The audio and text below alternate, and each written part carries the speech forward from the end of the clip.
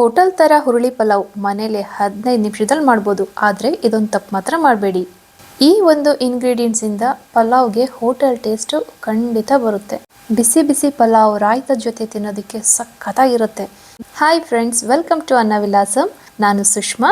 ಇವತ್ತು ಮೊಳಕೆ ಹುರುಳಿಕಾಳು ಪಲಾವ್ ಹೇಗೆ ಮಾಡೋದು ಅಂತ ನೋಡೋಣವಾ? ಹಾಗಿದ್ರೆ ನನ್ನ ಚಾನಲ್ನ ಸಬ್ಸ್ಕ್ರೈಬ್ ಮಾಡ್ಕೊಳ್ಳಿ, ಪಕ್ಕದಲ್ಲಿರೋ ಬೆಲ್ ಐಕನ್ನ ತಪ್ಪದೆ ಪ್ರೆಸ್ ಮಾಡಿ. ಮೊದಲಿಗೆ ನಾನು 1 ಕಪ್ ಸೋನಾ ಮಸೂರಿ ರೈಸ್ನ ತಗೊಂಡಿದ್ದೀನಿ. ಇದನ್ನ ಚೆನ್ನಾಗಿ ವಾಶ್ ಮಾಡ್ಕೊಳ್ತಿದ್ದೀನಿ. ನಿಮ್ಮ ಮನೆಯಲ್ಲಿ ಯಾವ ರೈಸ್ ಇದೆಯೋ ಅದನ್ನೇ ಯೂಸ್ ಮಾಡಿ, ಚೆನ್ನಾಗೇ ಬರುತ್ತೆ. 1 ಕಪ್ ನೀರು ಹಾಕಿ 20 ನಿಮಿಷ ನೆನೆಯಾಗಿ ಬಿಡಬೇಕು ಅಕ್ಕಿನ. ಇನ್ನೊಂದು ಸೈಡು ಸ್ಟವ್ ಆನ್ ಮಾಡಿಕೊಂಡು ಕುಕ್ಕರ್ ಇಟ್ಕೊಂಡಿದ್ದೀನಿ.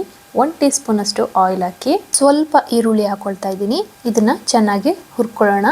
ಈರುಳ್ಳಿ ಎಲ್ಲ ಬಾಡಿದ್ಮೇಲೆ ಅರ್ಧ ಕಪ್ ಅಷ್ಟು ಮೊಳಕೆ ಬರ್ಸಿರೋ ಹುರುಳಿ ಕಾಳನ್ನ ನಾನು ಹಾಕೊಳ್ತಾ ಇದ್ದೀನಿ. ನೆನಪಿರ್ಲಿ, 1 ಕಪ್ ರೈಸಿಗೆ ಅರ್ಧ ಕಪ್ ಹಸಿ ಹುರುಳಿ ಕಾಳು ತಗೋಬೇಕಾಗತ್ತೆ.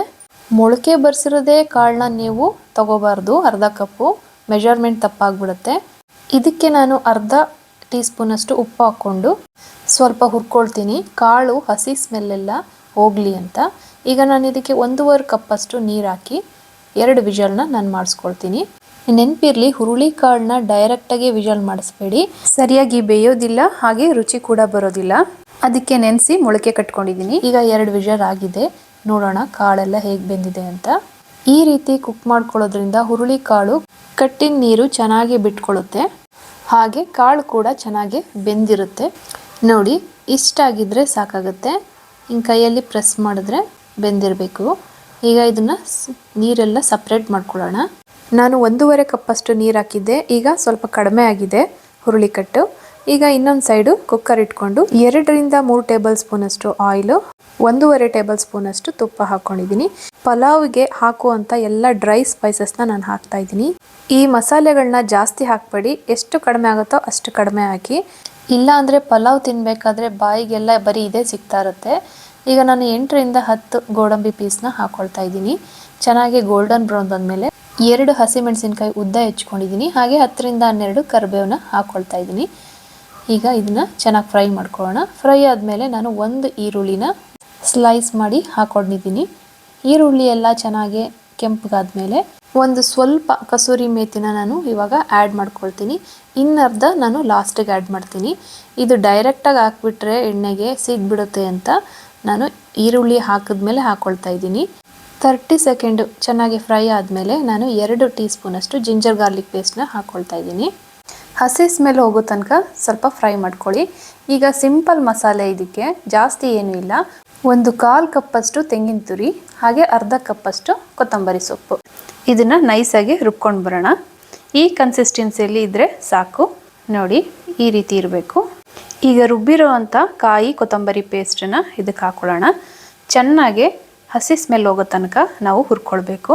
ಒಂದು ಮೀಡಿಯಮ್ ಸೈಜಿಂದ ಟೊಮೆಟೊ ತೊಗೊಂಡಿದ್ದೀನಿ. ಇದನ್ನು ಸ್ವಲ್ಪ ದಪ್ಪಾಗೆ ಹೆಚ್ಕೊಂಡು ಹಾಕ್ಕೊಳ್ಳಿ. ಯಾಕೆ ಅಂದರೆ ಮಸಾಲೆ ಎಲ್ಲ ಹುರಿಯುವಾಗ ಡ್ರೈ ಆಗುತ್ತೆ. ಆವಾಗ ಟೊಮೆಟೊ ಹಾಕಿದಾಗ ಟೊಮೆಟೊಲಿರೋ ನೀರೆಲ್ಲ ಬಿಟ್ಕೊಂಡು ಇನ್ನೊಂದು ಸ್ವಲ್ಪ ಮಸಾಲೆ ಎಲ್ಲ ಚೆನ್ನಾಗಿ ಫ್ರೈ ಆಗುತ್ತೆ. 1/2 ಟೀ ಸ್ಪೂನ್ ಅಷ್ಟು ಉಪ್ಪು ಹಾಕ್ಕೊಂಡಿದ್ದೀನಿ, ಅದು ಟೊಮೆಟೊ ಎಲ್ಲ ಚೆನ್ನಾಗಿ ಮೆತ್ತಗಾಗಲಿ ಅಂತ. ಈಗ 1/4 ಟೀ ಸ್ಪೂನ್ ಅಷ್ಟು ಅರಿಶಿನ ಪುಡಿ, 1 ಟೀ ಸ್ಪೂನ್ ಅಷ್ಟು ಧನಿಯಾ ಪುಡಿ, ಹಾಗೆ 1 ಟೀ ಸ್ಪೂನ್ ಅಷ್ಟು ರೆಡ್ ಚಿಲ್ಲಿ ಪುಡಿ, ಇಷ್ಟನ್ನು ಹಾಕ್ಕೊಂಡು ಹುರಿಬೇಕಾಗುತ್ತೆ. ಈ ಮಸಾಲೆಯಲ್ಲಿರೋ ಎಲ್ಲ ಘಾಟೆಲ್ಲ ಹೋಗಬೇಕು, ಆ ರೀತಿ ಹುರ್ಕೋಬೇಕು. ಈ ಮಸಾಲೆ ಎಲ್ಲ ಚೆನ್ನಾಗಿ ಹುರಿದಿದ್ರೆ ಒಳ್ಳೆ ಪರಿಮಳ ಬರುತ್ತೆ. ಆವಾಗ ಗೊತ್ತಾಗುತ್ತೆ ನಿಮಗೆ. ಹುರಿಯೋದೇ ಮೇಯ್ನ್ ಇಂಪಾರ್ಟೆಂಟು.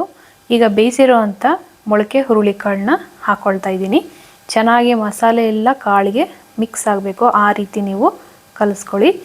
ಈಗ ನೆನೆಸಿರೋ ಅಕ್ಕಿನ ನಾವು ಇದಕ್ಕೆ ಹಾಕ್ಕೊಳ್ಳೋಣ. ಅಕ್ಕಿ ಹಾಕಿದ್ಮೇಲೆ ನೀವು ಮೆಲ್ಲಗೆ ತಿರುಗಬೇಕು, ಇಲ್ಲಾಂದರೆ ಅಕ್ಕಿ ಎಲ್ಲ ಕಟ್ಟಾಗಿ ನುಚ್ಚಾಗ್ಬಿಡುತ್ತೆ. ಆವಾಗ ಅನ್ನ ಆದಾಗ ತುಂಬ ಮೆತ್ತಗಾಗ್ಬಿಡುತ್ತೆ. ಈಗ ಬಸ್ತಿರೋ ಅಂಥ ಹುರುಳಿ ನೀರನ್ನ ನಾನು 1 ಕಪ್ ಹುರುಳಿ ನೀರು ಸಿಕ್ಕಿತ್ತು, ಅದಕ್ಕೆ ನಾನು ಇನ್ನೊಂದು ಕಪ್ ನೀರನ್ನ ಆ್ಯಡ್ ಮಾಡಿ ಹಾಕ್ತಾ ಇದ್ದೀನಿ. ನೆನಪಿರ್ಲಿ, ಈ ತಪ್ಪು ಮಾಡಬೇಡಿ.